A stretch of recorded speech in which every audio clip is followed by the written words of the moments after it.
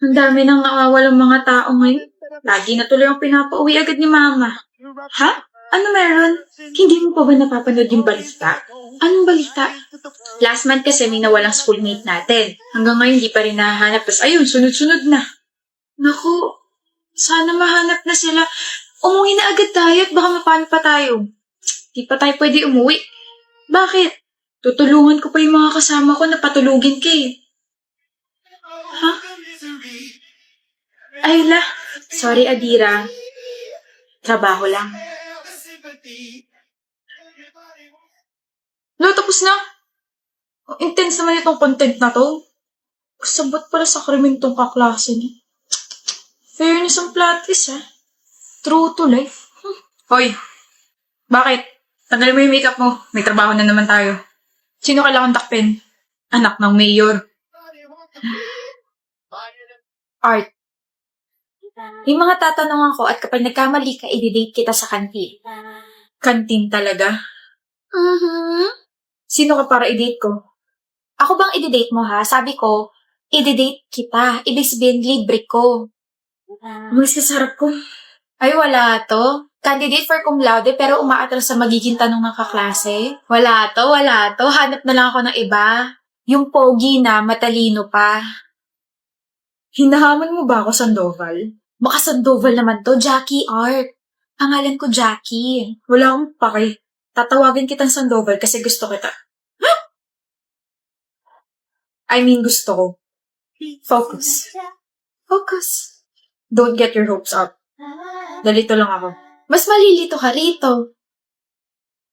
Anong basa mo sa BANG? Bang. Wow, galing! Sa BENG? Bing. Sa BING? Bingbong. Yung BOMBING? Bombing. Corny, so boring. Ako naman, Sandoval. Ha? Kapag nagkamali ka, umalis ka sa harap ko. Sige. Anong basa mo sa CHAIR? Chair. Sa CHORE. Chore. Sa CHOIR. Choir. OG, tama ako. Bakit ka natawa? Mali ba? CHOIR. Choir. Veteran na, tigilan mo na siya. Bakit? Diyos ko po, nagtanong pa nga ng bakit. It's choir, Dumby. Ano?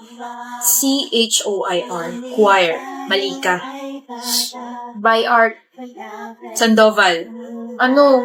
Sabi ko, umalis ka sa harap ko. Ito na nga, aalis na at titigilan ka na. Kahit kailan talagang slow mo. Sabi ko, umalis ka sa harap ko. Pero hindi ko sinabing tigilan mo na ako.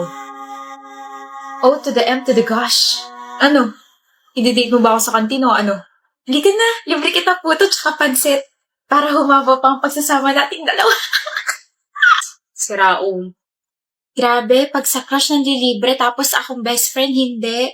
Kakasama ng loob o... Margo, may alam ka ba sa basketball? Bakit? Gagawin kasi kitang rebound eh. Boom, panis. Ano sabi mo? Tanga!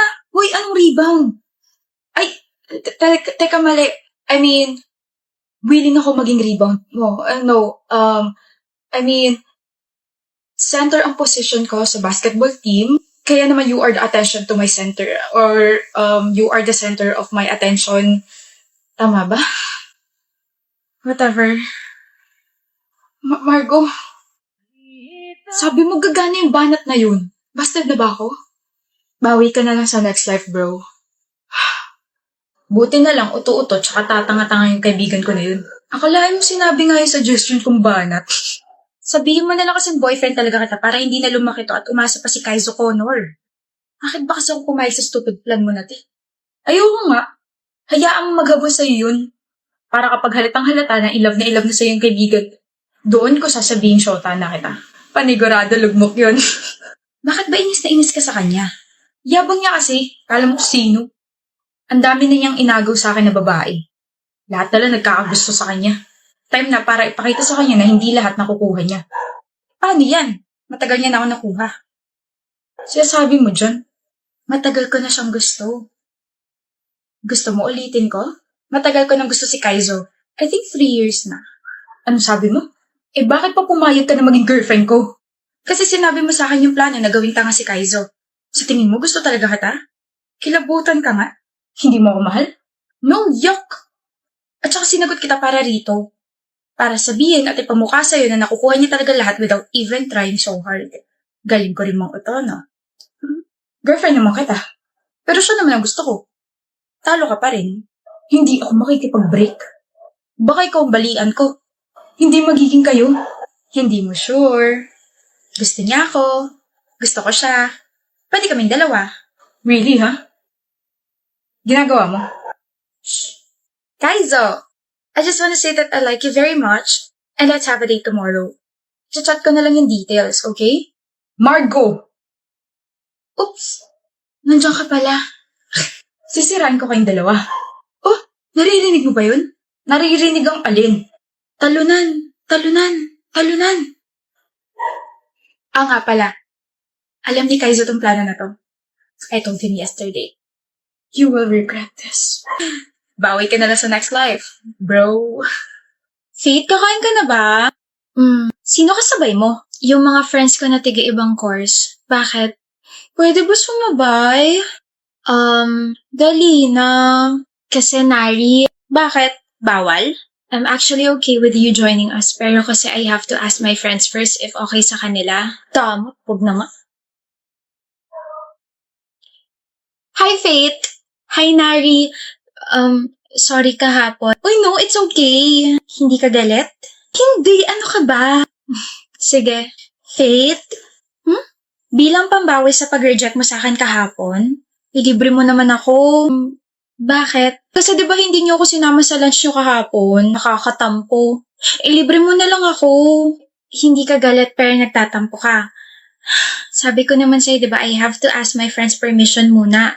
Ayaw mo ako ilibre? Di naman sa ayaw, pero kasi I don't think we're close enough para ilibre kita. So ililibre mo lang isang tao kapag ka-close mo na. Hindi mo nga ako sinama kahapon. Ako na ngayon lumalapit para makipag-close sa'yo, tapos ngayon sasabihin mo, I'm sorry. Ewan ko sa'yo, choosing.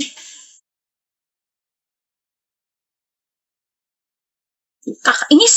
Init na naman ang ulo mo, Nari. Ito kasing si Faith, damot. Yung pinakatahimik at pinakamabait na kablock natin? Madamot? Sigurado ko ba si Faith yan? Mabait? Hindi naman mabait yan eh. Lumabas na yung tunay niya ugali. Bakit ano nangyari? Dalawa kasi yung nangyari. Una, gusto ko sumabay sa kanya kahapon sa lunch pero kasama niya pala yung mga friends niya tiga-ibang course. Tapos syempre, nagtanong ako kung pwede ba sumama, ganun-ganun. Sabi ba naman, tatanungin niya muna yung mga friends niya kung pwede. Tapos ito pa, kanina lang to nangyari ha. Sabi ko, bilang pambawi sa ginawa niyang pag-reject sa akin kahapon, kailangan niya akong ilibre. Sabi ba naman, hindi kami ganun ka-close para ilibre niya ako? Pangit na ugali. Diba, nakakala talaga siya. No, Nari, sino ka ba para ilibre niya? Ano? Tama naman siya eh.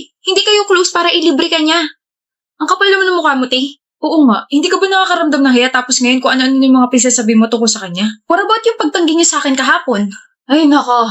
Hindi ka kilala ng mga friends niya. They have plans tapos bigla kang susudpot doon? O sige, ganito.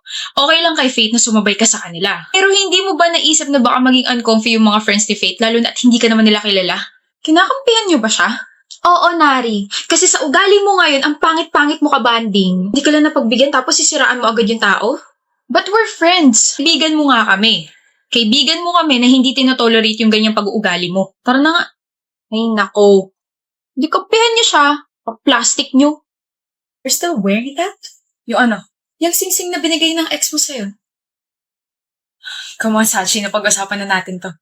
Yeah, and I said you should remove it kasi it doesn't make sense. Tapos sinabi mo, tatanggalin mo na. Pero ngayon, suot mo ulit. We're not having this conversation here. Kahit saan tayo pumunta, iiwasan mo pa rin naman yung mga sinasabi ko and you will still gaslight me. Okay, fine. Tatanggalin ko na. Happy. Mga sirain tong anniversary night natin. Wow, thank you ah. Well, hindi naman masisira to kung tuluyan mo na yung tinanggal, diba? I did. Tinanggal ko to. Tapos binalik mo ulit kasi feeling mo empty ang pakiramdam mo. Okay, that's not the case. Or maybe, sinuot mo ulit kasi nakapagkita ka sa ex mo kanina and nakalimutan mo lang tanggalin bago mo ako sunduin. Ano ba pinagsasabi mo dyan? You're being crazy again. Stop with your crazy ideas. I told you, you should stop hanging out with your friends kasi bad influence sila sa'yo. You know what, Sachi? This is pointless. You just ruined our night and I hope makatulog ka sa ginawa mo ngayon. I did some effort tonight. I dressed up, tapos... Ano, natahimik ka? Ikaw yan, pati ex mo kanina, di ba? I think 4 hours ago before mangyari tong date natin. You dressed up for your ex, not for me. Kasi ganito pa rin naman yung ayos mo nung nakipagkita ka sa kanya kanina eh. Pinapasundan mo ako? No. Or sinusundan mo ako? I knew it! You're crazy. Hindi mo ba naisip na careless ka lang? Careless? Napicturean kayo ng kaibigan ko habang kumakain sa isang restaurant. And you know what amused me? Kumain kayo sa isang restaurant ang may-ari ang kaibigan ko sinabi mong bad influence. What a freaking coincidence, right? See? You're just careless. We just talked. And kissed. Nakuhanan din yun ng litrato so there's no point in denying it. Kailan pa kayo nakikita? 2 months ago, pero pinigilan ko naman. That's all I need to know. Saan ka pupunta? Iiwan mo ako? I'm sorry, Sachi. Fine, I'll be honest na. I just love her very much. Na kahit 1 taon na tayo, siya pa rin? I'm sorry. Ang hilig niyo pumasok sa isang relasyon na kahit alam niyo sa sarili niyo na mahal niyo pa rin ex niyo. Kapal na mukha mo, Jamie. Sobrang sama ng ugali mo. I don't want to embarrass you, pero sana nakipag-break ka muna sa akin bago mo sinimulan yung kalokohan mo. Saan ka pupunta? Iinom kasama mga friends ko. Heartbroken ako eh. Pero hindi pa bayad yung bill. I don't have my wallet with me, Sachi. Sabi mo ikaw magbabayad ngayon. I know. Diyan man lang makabawi ako sa ginawa mo, diba? Sachi, lagpas 5K tong meal natin. O ito, piso. Hanap ka naman lilibre sa'yo. Or, ask for your ex-help para malaman mo kung gaano kakapal yung mukha mo. Eat well.